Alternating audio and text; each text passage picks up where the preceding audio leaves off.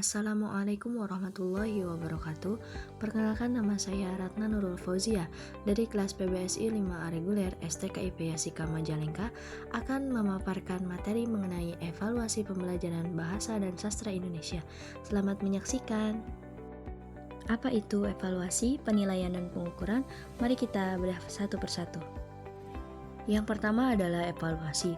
Pada hakikatnya, evaluasi merupakan proses yang sistematis dan berkelanjutan untuk mengetahui kualitas tentang suatu, baik dari nilai maupun arti, berdasarkan pertimbangan dan kriteria tertentu dalam rangka mengambil keputusan.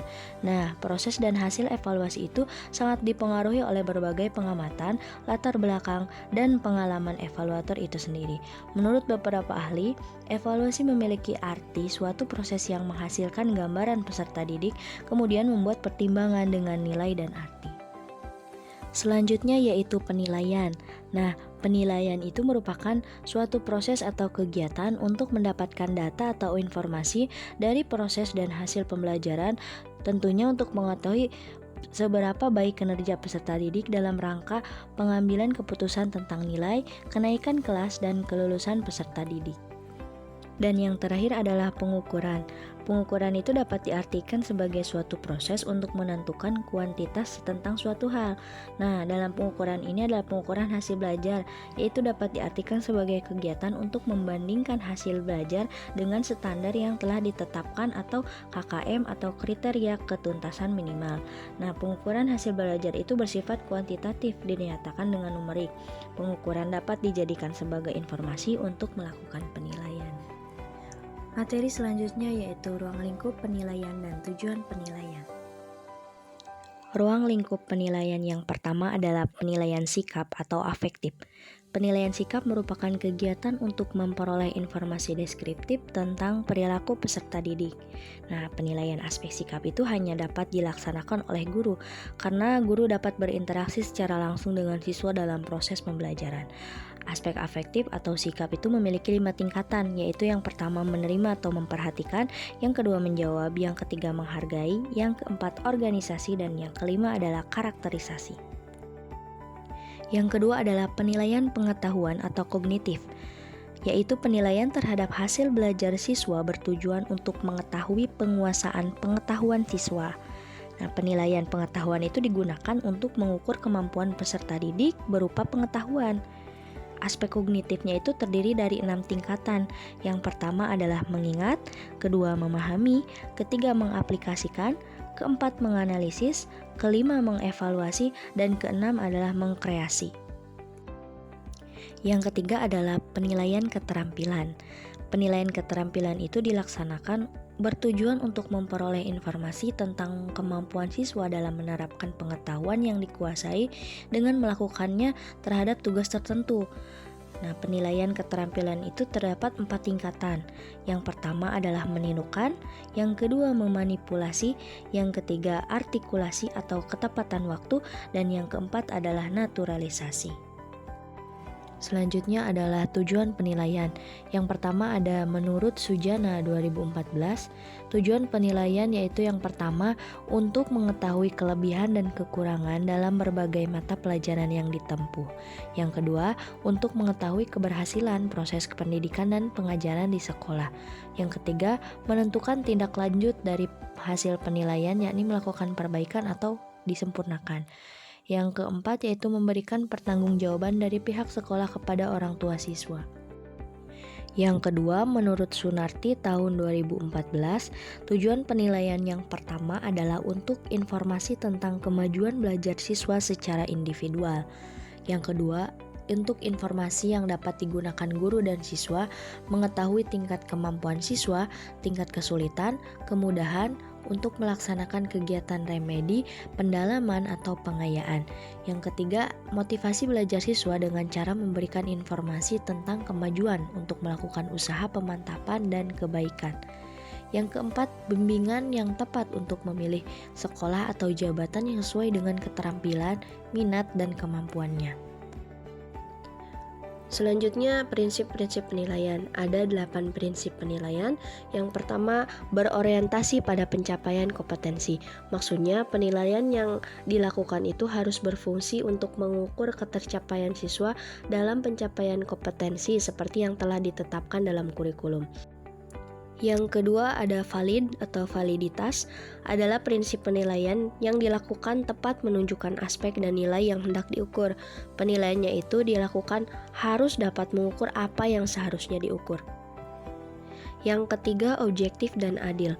Maksud dari objektif adalah penilaian yang dilakukan berdasarkan fakta tanpa dipengaruhi oleh sesuatu dan dilakukan atas pendapat sendiri atau pandangan pribadi.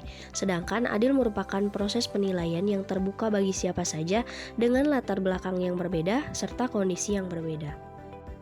Yang keempat, terbuka. Maksud dari terbuka adalah prosedur penilaian, kriteria penilaian, dan dasar pengambilan keputusan itu diketahui oleh pihak yang terkait serta prinsip di mana penilaian dasar pengambilan keputusan itu disampaikan secara terbuka, tidak ada yang ditutup-tutupi, dan informasi yang disajikan juga bersifat akurat, jelas, konsisten, dan tepat waktu. Yang kelima, yaitu menyeluruh dan berkesinambungan. Asesmen disusun secara terencana, menyeluruh, dan berkesinambungan. Rencananya itu disusun secara lengkap mulai dari jadwal yang jelas, jumlah asesmen yang dilakukan, dan mempertimbangkan beban tugas yang diberikan selama proses asesmen berlangsung.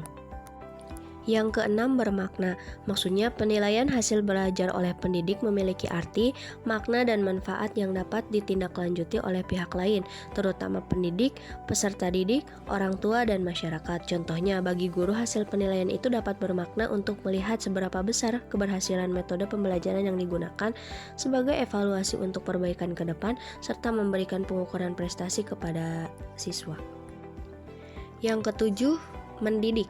Penilaian hasil belajar harus dapat mendorong dan membina peserta didik maupun pendidik untuk menjadi lebih baik dari sebelumnya dengan cara memperbaiki kualitas belajar mengajar. Yang terakhir itu akuntabel. Nah, penilaian hasil belajar oleh pendidik itu dapat dipertanggungjawabkan baik dari segi teknik, prosedur maupun hasilnya. Selanjutnya, bentuk penilaian hasil belajar dan kegunaannya. Dalam kurikulum Merdeka, bentuk penilaian hasil belajar terbagi menjadi dua. Yang pertama, penilaian sumatif. Penilaian sumatif adalah penilaian berupa data kualitatif yang dilaksanakan secara periodik setiap selesai satu atau lebih tujuan pembelajaran. Hasil penilaian sumatif itu digunakan untuk pelaporan hasil belajar atau raport. Hasil penilaian sumatif siswa terdapat 4 kualitas, yaitu yang pertama, perlu bimbingan, yang kedua, cukup, 3, baik, dan yang keempat, sangat baik. Yang kedua yaitu penilaian formatif. Penilaian formatif adalah proses pengumpulan data, informasi, atau bukti-bukti mengenai sejauh mana kemajuan peserta didik. Kegunaan penilaian formatif adalah untuk memantau dan memperbaiki selama proses pembelajaran berlangsung, serta mengevaluasi pencapaian tujuan pembelajaran, dan mengetahui bagaimana perkembangan penguasaan siswa terhadap suatu unit, bab, kompetensi yang sedang dipelajari. Selanjutnya, teknik-teknik penilaian. Aspek sikap yang pertama ada teknik observasi. Teknik observasi adalah suatu cara untuk mengadakan penilaian dengan menggunakan pengamatan secara langsung dan sistematis. Teknik observasi juga dapat digunakan oleh guru untuk menilai aspek pengetahuan ataupun keterampilan. Format lembar observasinya disesuaikan dengan kebutuhan. Penilaian peserta didik yang dilakukan secara berkesinambungan melalui pengamatan perilaku yang diamati secara berkala baik oleh guru maupun oleh antar teman sebaya. Yang kedua, penilaian diri. Penilaian diri merupakan teknik penilaian dengan cara meminta peserta didik untuk menilai dirinya sendiri mengenai berbagai hal. Dalam penilaian diri, setiap peserta didik harus mengemukakan kelebihan dan kekurangan dirinya secara jujur. Yang ketiga, penilaian antar teman. Penilaian antar teman merupakan teknik penilaian dengan cara meminta peserta didik mengemukakan kelebihan dan kekurangan temannya dalam berbagai hal secara jujur. Dari aspek pengetahuan, yang pertama ada tes tulis. Tes dengan soal dan jawaban disajikan secara tertulis untuk mengukur dan memperoleh informasi tentang kemampuan peserta didik. Tes tertulis dapat berbentuk esai, pilihan ganda, uraian, atau bentuk-bentuk tes tulis lainnya. Penilaian tertulis lebih menekankan pada aspek kognitif siswa atau lebih untuk mengukur siswa dalam aspek pengetahuan, pemahaman, aplikasi, analisis, sintesis, dan evaluasi. Yang kedua, tes lisan. Tes lisan adalah tes yang menuntut siswa memberikan jawaban secara lisan. Tes lisan biasanya dilaksanakan dengan cara mengadakan percakapan antara siswa dengan tester tentang permasalahan yang diujikan. Tes lisan dapat digunakan untuk mengungkapkan hasil belajar siswa, baik pada aspek kognitif maupun afektif. Tes lisan sangat bermanfaat untuk mengukur aspek yang berkaitan dengan kemampuan komunikasi. Yang ketiga, penugasan. Pengertian metode penugasan atau metode pemberian tugas adalah cara dalam proses belajar mengajar dengan jalan memberi tugas kepada siswa. Tugas-tugas itu dapat berupa mengikhtisarkan karangan dari surat kabar, majalah, atau buku bacaan, membuat clipping, mengumpulkan gambar, perangko, dan dapat pula menyusun karangan. Dari aspek keterampilan, yang pertama kinerja. Penilaian kinerja dilakukan dengan mengamati saat peserta didik melakukan aktivitas atau menciptakan suatu hasil karya yang sesuai dengan tujuan pembelajaran. Atau bisa juga mengamati hasil atau produk dari tugas kinerja yang diberikan atau keduanya. Nah, keterampilan yang ditunjukkan peserta didik merupakan aspek yang akan dinilai. Yang kedua adalah proyek. Penilaian proyek adalah penilaian yang dilakukan terhadap suatu tugas yang harus diselesaikan dalam periode atau jangka waktu tertentu. Tugas tersebut berupa bentuk investigasi atau penyelidikan. Kegiatan penilaian terhadap suatu tugas meliputi kegiatan perencanaan pelaksanaan dan pelaporan yang harus diselesaikan dalam periode atau waktu tertentu. Dan yang terakhir adalah portofolio. Teknik penilaian portofolio merupakan kumpulan dokumen hasil penilaian, penghargaan, dan karya peserta didik dalam bidang tertentu yang mencerminkan perkembangan dalam kurun waktu tertentu. Selanjutnya, mekanisme penilaian. Mekanisme penilaian adalah sistem teori atau upaya yang dilakukan untuk mengukur pencapaian kompetensi peserta didik secara berkelanjutan dalam proses pembelajaran untuk memantau kemajuan, melakukan perbaikan pembelajaran, dan menentukan keberhasilan belajar peserta didik. Yang pertama, mekanisme penilaian hasil belajar pendidik terdapat pada pasal 9 bab 6 Permendikbud nomor 23 tahun 2016, yaitu yang pertama, perancangan strategi penilaian oleh pendidik dilakukan pada saat penyusunan RPP berdasarkan silabus. Yang kedua, penilaian aspek sikap dilakukan melalui observasi atau pengamatan dan teknik penilaian yang relevan dan pelaporannya menjadi tanggung jawab wali kelas atau guru kelas. Yang ketiga, penilaian aspek pengetahuan dilakukan melalui teks tertulis dan teks lisan penugasan sesuai dengan kompetensi yang dinilai. Yang keempat, penilaian keterampilan dilakukan melalui praktik, produk proyek portofolio, dan teknik lain sesuai dengan kompetensi yang dinilai. Yang kelima, peserta didik yang belum mencapai KKM satuan pendidikan harus mengikuti pembelajaran remedi. Dan yang keenam, hasil penilaian pencapaian kompetensi pengetahuan dan keterampilan peserta didik disampaikan dalam bentuk angka dan atau bentuk deskripsi. Yang kedua, mekanisme penilaian hasil belajar oleh satuan pendidikan terdapat pada pasal 10 bab 6 Permendikbud nomor 23 tahun 2016, yaitu yang pertama, menetapkan KKM yang harus dicapai oleh peserta didik melalui rapat dewan pendidik. Yang kedua, penilaian hasil belajar oleh satuan pendidik pada semua mata pelajaran mencakup aspek sikap, pengetahuan, dan keterampilan. Yang ketiga, penilaian pada akhir jenjang pendidikan dilakukan melalui ujian sekolah atau madrasah. Yang keempat, pelaporan hasil penilaian akhir semester dan akhir tahun ditetapkan dalam rapat Dewan Pendidik berdasarkan hasil penilaian oleh satuan pendidikan dan hasil penilaian oleh pendidik. Yang kelima, kenaikan kelas dan kelulusan peserta didik dari satuan pendidikan tetap melalui rapat Dewan Pendidik. Dan yang terakhir ada mekanisme penilaian hasil belajar oleh pemerintah terdapat pada pasal 11 bab 6 Permendikbud nomor 23 tahun 2016, yaitu yang pertama, penilaian hasil belajar oleh pemerintah dilakukan dalam bentuk ujian nasional dan dalam bentuk lain dalam rangka pengendalian mutu pendidikan. Yang kedua, penyelenggaraan UN oleh Badan Standar Nasional Pendidikan atau BSNP bekerja sama dengan instansi terkait untuk mengukur pencapaian kompetensi lulusan. Yang ketiga, hasil UN disampaikan kepada peserta didik dalam bentuk sertifikat UN. Yang keempat, hasil UN disampaikan kepada satuan pendidikan untuk dijadikan masukan dalam perbaikan proses pembelajaran. Yang kelima, hasil UN disampaikan kepada pihak-pihak yang berkepentingan sebagai dasar untuk pemetaan mutu program dan satuan pendidikan, pertimbangan seleksi masuk jenjang pendidikan berikutnya, serta pembinaan dan pemberian bantuan kepada satuan pendidikan dalam upaya peningkatan mutu pendidikan. Yang keenam, bentuk lain penilaian hasil belajar oleh pemerintah dapat dilakukan dalam bentuk survei atau sensus, dan bentuk lain diatur oleh peraturan Menteri. Selanjutnya, prosedur penilaian. Prosedur penilaian diatur dalam Peraturan Menteri Pendidikan, Kebudayaan dan Riset Teknologi Republik Indonesia Nomor 21 Tahun 2022 Pasal 3 Ayat 1, yaitu yang pertama, dirumuskan terlebih dahulu apa tujuan penilaian. Yang kedua, memilih dan mengembangkan instrumen penilaian. Yang ketiga, dilakukan pelaksanaan penilaian. Setelah dilakukan pelaksanaan penilaian, yang keempat, pengolahan hasil penilaian. Yang terakhir, setelah dilakukannya pengolahan hasil penilaian, dilakukan pelaporan hasil penilaian. Selanjutnya, instrumen penilaian.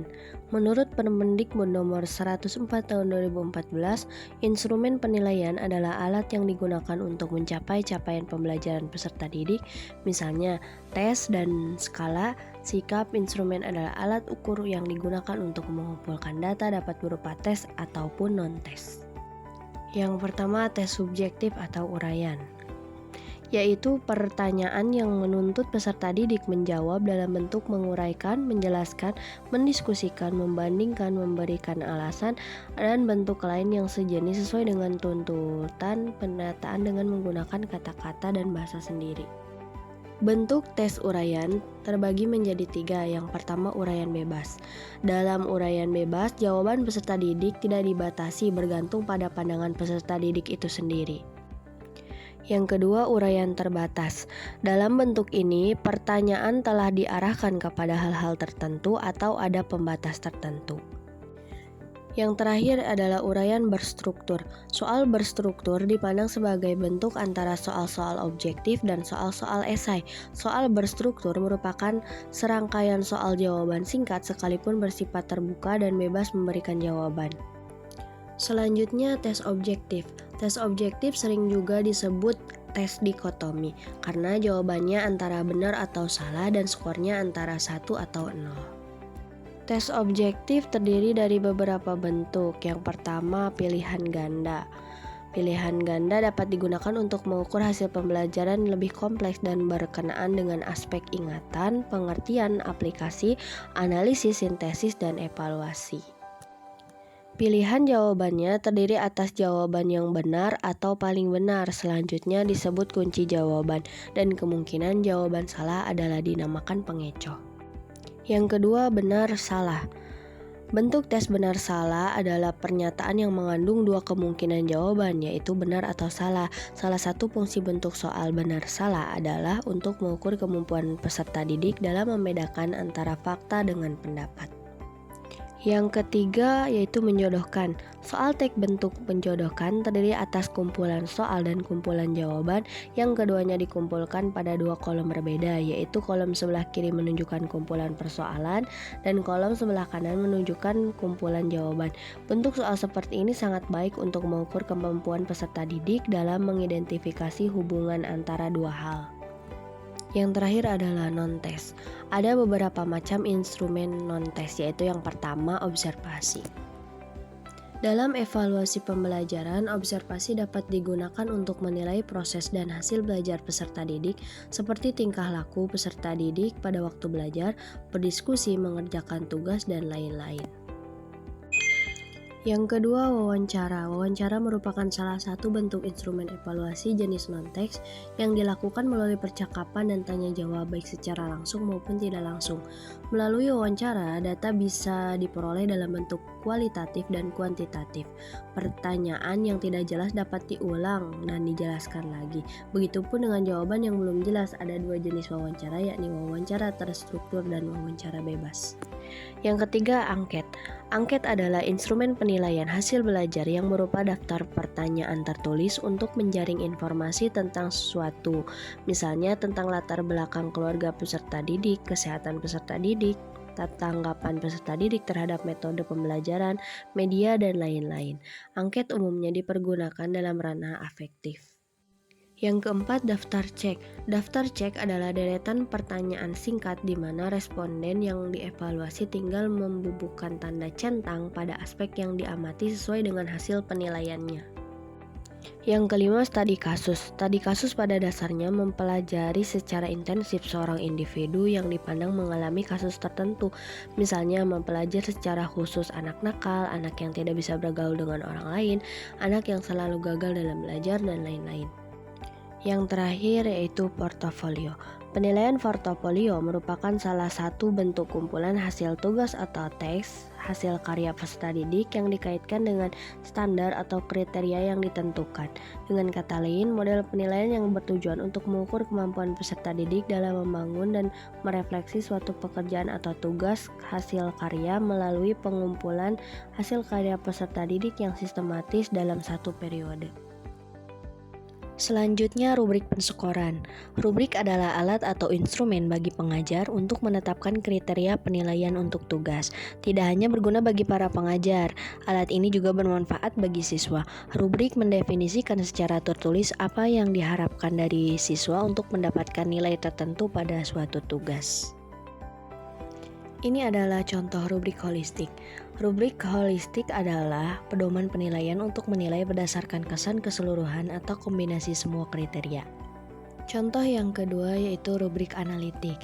Rubrik analitik adalah pedoman penilaian yang memiliki tingkatan kriteria penilaian yang dideskripsikan dan diberikan skala penilaian atau skor penilaian. Contoh yang ketiga yaitu rubrik skala persepsi.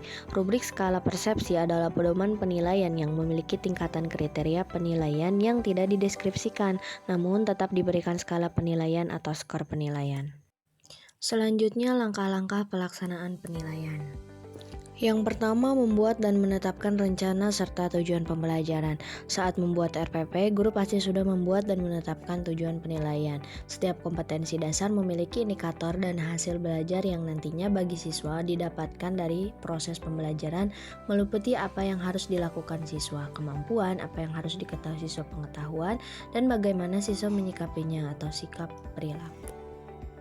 Selanjutnya, menentukan teknik penilaian yang tepat. Terdapat beberapa teknik yang bisa digunakan untuk melakukan kegiatan penilaian. Oleh karena itu, penting bagi guru untuk mengetahui dan menetapkan teknik penilaian mana yang akan digunakan. Yang ketiga, pelaksanaan proses penilaian. Setelah menentukan tujuan penilaian dan teknik yang digunakan, saatnya mengumpulkan data atau nilai. Dalam kaitannya dengan mengumpulkan nilai, guru perlu menyusun terlebih dahulu kisi-kisi dan membuat soal, terutama jika teknik penilaian yang dipilih adalah ujian tertulis. Setelah siswa selesai mengerjakan ujian, guru bisa melakukan proses penilaian berdasarkan pedoman penskoran yang sebelumnya sudah dirancang. Yang keempat, menganalisis penilaian. Pada tahap ini, guru melakukan proses penafsiran atau interpretasi dari penilaian yang telah dilakukan dan dikumpulkan. Guru dapat melihat sejauh mana tingkat pemahaman siswa terhadap materi dan seberapa besar keberhasilan pembelajaran yang dicapai. Dari proses penilaian, kemudian dapat ditarik kesimpulan yang mengacu pada tujuan pembelajaran di awal. Selanjutnya yang terakhir yaitu menyesuaikan pembelajaran. Proses penilaian dikatakan belum berhasil ketika hasilnya tidak mengarah atau belum bisa mencapai tujuan pembelajaran. Oleh karena itu, perlu dilakukan penyesuaian atau perbaikan strategi, model, materi, dan cara penyampaian, bahan ajar pendukung, atau hal lain yang berkaitan dalam penilaian. Selanjutnya, pemanfaatan penilaian dan hasil pelaporannya terbagi menjadi 3. Yang pertama, laporan untuk siswa dan orang tua, yaitu laporan yang berisi catatan tentang siswa. Catatan itu dapat dibedakan atas 2 cara, yaitu lulus atau belum lulus. Prestasi siswa yang dilaporkan guru kepada siswa dan orang tua dapat dilihat dalam buku rapot yang diisi pada setiap semester. Yang kedua, laporan untuk sekolah. Selain membuat laporan untuk siswa dan orang tua, guru juga harus membuat laporan untuk sekolah sebagai lembaga yang bertanggung jawab terhadap berlangsungnya proses belajar mengajar. Oleh karena itu, pihak sekolah berkepentingan untuk mengetahui catatan perkembangan siswa yang ada di dalamnya. Dengan demikian, hasil belajar siswa akan diperhatikan dan dipikirkan oleh pihak sekolah. Yang terakhir yaitu laporan untuk masyarakat. Pada umumnya laporan untuk masyarakat berkaitan dengan jumlah lulusan sekolah. Setiap siswa yang telah lulus membawa bukti bahwa mereka memiliki suatu pengetahuan dan keterampilan tertentu. Namun pengetahuan dan keterampilan yang diperoleh siswa dari suatu sekolah tidaklah sama. Tingkatan keberhasilan ini dinyatakan secara lengkap dalam laporan prestasi.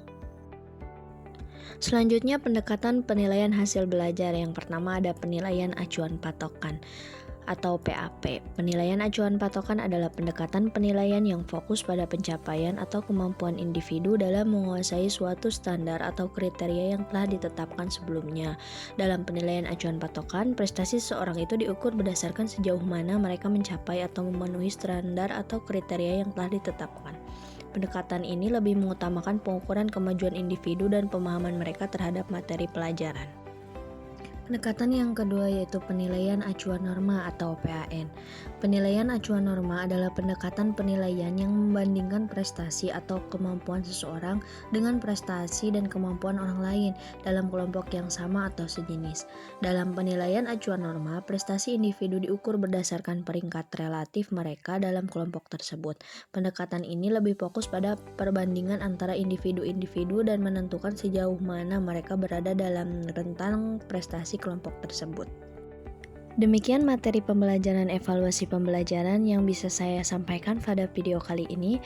Mohon maaf yang sebesar-besarnya apabila ada tutur kata yang kurang berkenan.